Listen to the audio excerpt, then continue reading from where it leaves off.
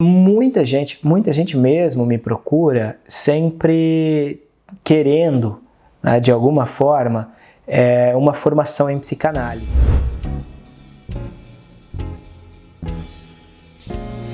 Olá, meu nome é Marco Correa Leite, eu sou psicanalista, membro do Instituto Lalang Londrina e coordenador de especialização em fundamentos da psicanálise pelo Instituto ESP, né, que é um instituto que tem crescido cada vez mais na disseminação da psicanálise no Brasil e no mundo. Hoje eu vim falar um pouquinho com vocês a respeito da questão dos fundamentos da psicanálise, né? O que seriam os fundamentos? Bom, basicamente muita gente mesmo me procura sempre querendo, né, de alguma forma, uma formação em psicanálise. E aqui eu vou falar uma coisa para vocês bem interessante. Eu, Marco, nunca fiz uma formação em psicanálise propriamente dita, né? Ou seja, eu não tenho um certificado de psicanalista. Isso pode chocar algumas pessoas, porque a rigor, a minha formação é a formação que Lacan propõe, né? Qual é a formação do analista? A formação do analista é, na verdade, o divã, né? A formação do analista se dá na análise pessoal. Mas isso não é o suficiente, né? Para todos aqueles que querem exercer esse ofício de analistas, só a análise pessoal não é o suficiente para ocupar esse lugar de escuta do outro.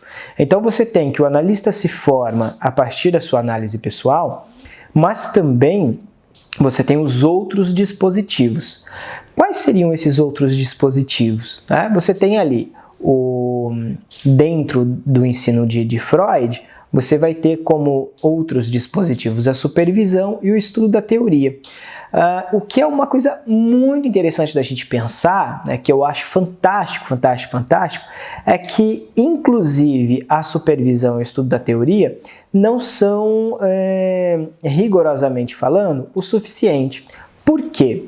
Porque você pode muito bem, hoje em dia no Brasil, se tornar psicanalista, né?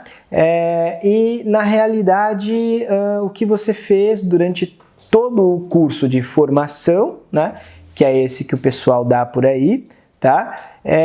Na realidade o que você fez foi uma psicoterapia, não uma psicanálise, que é muito diferente.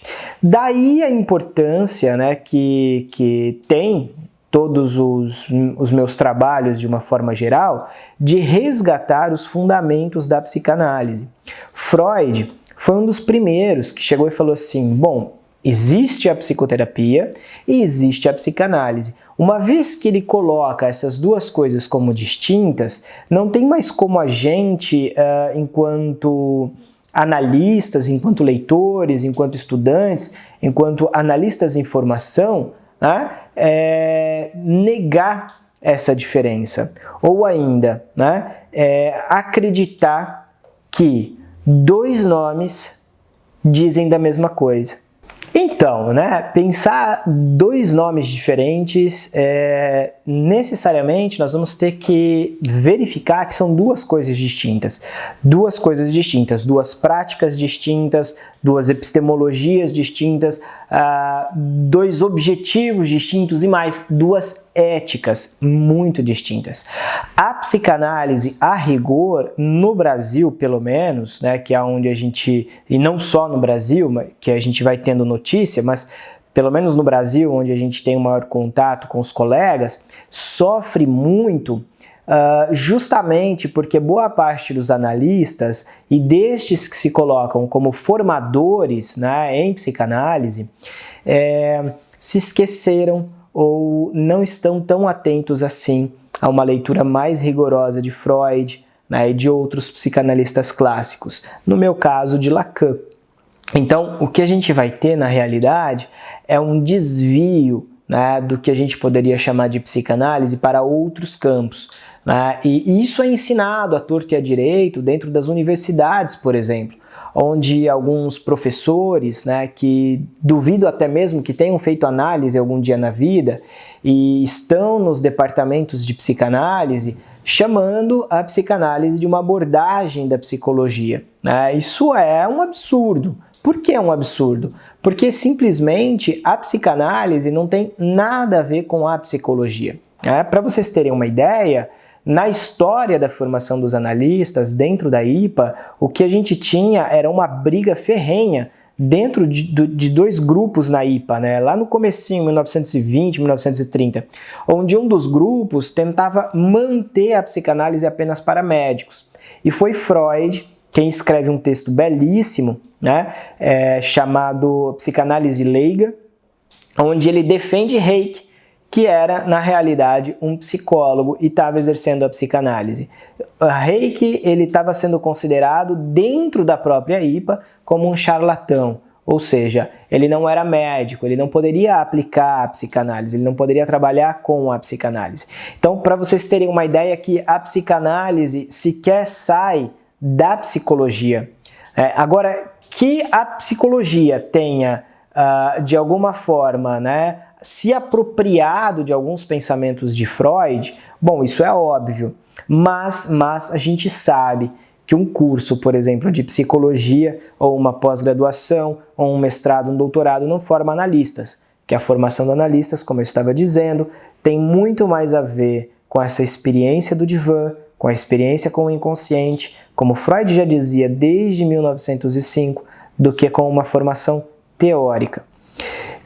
No entanto, para que essa prática esteja de acordo, né, com isso que a gente pode chamar de psicanálise, é preciso que os fundamentos desse edifício, que nós vamos chamar de psicanálise, estejam muito bem alicerçados naquilo que Freud chamou de, para dar um exemplo a vocês, inconsciente, transferência, resistência, né, entre outros termos que são basicamente ali aquilo que vai dar base para a gente poder dizer que, bom, isso é uma psicanálise ou isso não é uma psicanálise, né? Para começar, eu acho que um dos melhores pontos que a gente pode falar sobre os fundamentos da psicanálise é sobre o inconsciente.